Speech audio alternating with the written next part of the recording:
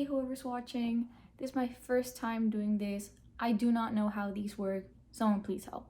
So today I want to talk about Aum Shinrikyo in contemporary media, more specifically in the video game Yakuza 0. Before we start though, I wanted to mention that I will mostly be comparing the video game to former members' accounts, and so there's not a lot of sources that are based on their experiences, and they aren't the easiest to find either. I will be mainly using a text provided by my Japanese religions professor. Hey, Dr. McLaughlin, big fan. And written by Dr. Erica Buffelli. The article's name is Living Aum, Austerities, Emotion, and the Feeling Community of Former Aum Members, as well as some documentaries that I'll be linking at the end of the video. Just as a quick context setter, Aum Shinrikyo was a doomsday cult led by former yoga instructor Asahara Shoko, where members were encouraged to perform extreme forms of asceticism, and was also responsible for other violent acts that culminated with a series of sarin gas attacks in the Tokyo subway that tragically ended, taking the lives of 12 people and leaving many more injured. And Yakuza 0 is a video game released in the year 2017, which is funny because I remember it being released last year, but that just goes on to show how well the game ages. But to keep it simple, with an incredibly engaging plot that tells two stories simultaneously, that of Kazuma Kiryu and Majima Goro, the game guides you through the life of characters that face different challenges that come with being part of the underground life that is the Yakuza. I strongly recommend playing it. But more importantly, this game is known for having a wide variety of sub-stories that the player can engage in as the story progresses. And while some of them are quirky, some of them tackle very real issues in Japanese culture, such as bullying, the financial struggles after the economic bubble burst, and the underground scene of sex industry. And that's how we get the sub-story, Disciple of the New Order. And I will read you a summary for that. This story stars Majima Goro as he finds a distressed mother whose daughter Iori has left to become a member of the Order of Munan Choheb Onast. Is this an anagram? Anyways, the mom asks him to join the order and deliver a message to her daughter in a last attempt to bring her back. And Majima, being the absolute MVP he is, takes the task and joins. Along the way, he finds out that the group is up to no good, scamming members out of their money and displaying predatory behavior towards female members. With this, Majima decides to find a way to meet up with its leader, Munan Suzuki, and put an end to it all by beating him up. And to this, you might think, hey, but how do you know this is about Aum Shinrikyo? And you'd be right to ask that. By the way, nice hat. As far as I know, the developers have never confirmed what group Munan Choheb is based on. But the truth is, being such an impactful event, any post-Aum depiction of a cult in Japanese media has to be at least loosely based off Aum. And here I'll be using this framework. Plus, there's a lot of similarities we can point out. First, we have the members. They all wear these white robes, which is what Aum members wore back then. And then we have the leaders. This is Munan Suzuki. And this is Asahara Shoko. Yeah. They didn't even bother to get rid of them all. They just moved it. But what can we make of this depiction of such an infamous group? Well, there's at least two things we know for sure. One, enough time has passed since the attacks by Aum for it to be sort of acceptable to make this kind of joke. Now mind you, this shouldn't be mistaken as any sort of condoning. In fact, all the actions performed by Munan Suzuki and the group as a whole are still portrayed as wrong. However, this is not meant to be a dramatic retelling of the events.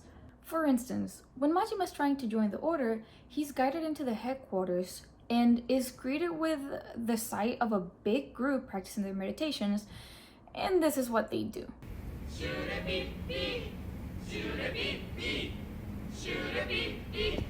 So yeah, this is not meant to be taken seriously. And this doesn't only apply to the actions performed by members, but also their vocabulary and belief system. As an example of this, I will read this quote from Living Aum, which is a testimony from former members, and compare it to the way Yakuza 0 interprets it. I will probably butcher this, so apologies in advance. My energy got clogged at my Anahata chakra during Vayavya Kumbhaka Pranayama. Now, Anahata refers to the fourth or heart chakra. Vayavya, I believe, refers to air, though I didn't find a lot of sources regarding that. And Kumbhaka Pranayama is a breath retention technique used in yoga. But for anyone who's not familiar with any of that, it's just a bunch of foreign words that wouldn't make any sense. The game knows this and parodies it by using straight up gibberish like titherans, shrudapipi, and kulipas, which I'll go into more detail later on. In 2, members aren't perceived to be malicious, but under a sort of mind control by, and I quote, purging memories of family and their worldly ties to attain spiritual purity. I mean, the girl's head starts hurting as soon as she tries to even remember her mom. Besides this, they're not shown to be particularly smart. If anything, they're made to seem naive and easy to manipulate.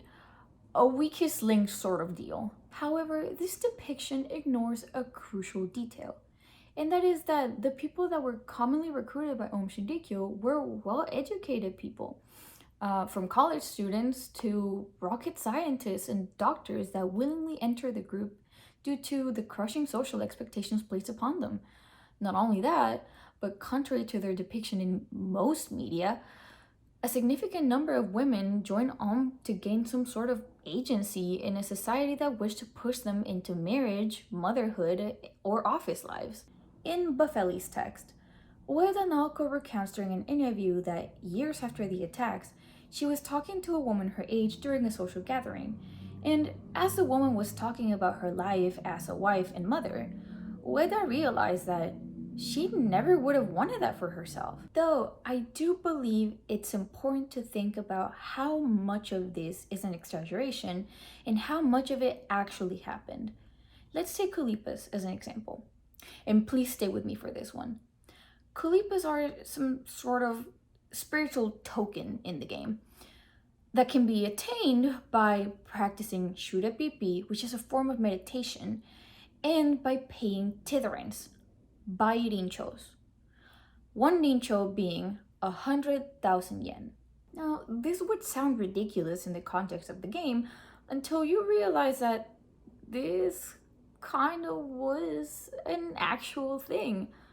According to this article by the BBC, former cult members have testified that they paid handsomely for rituals involving Asahara's hair and bathwater, and that despite the group urging followers to reject materialism, one described paying more than $8,100 in 1988 for a blood initiation where he drank what was said to be the leader's blood.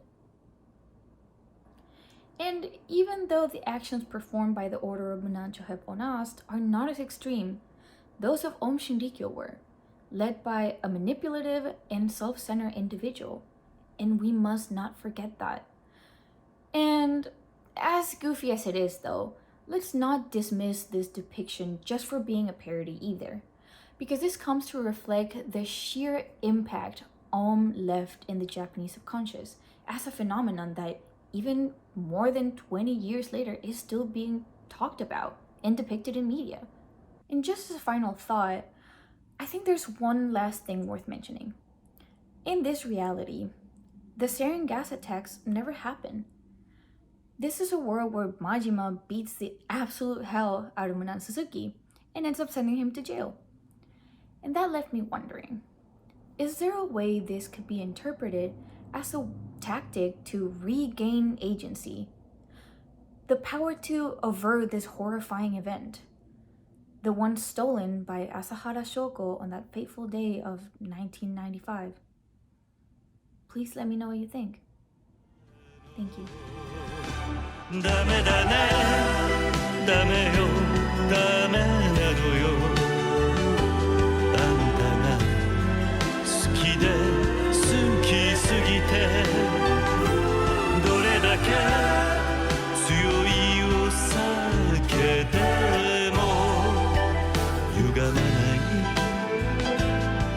覚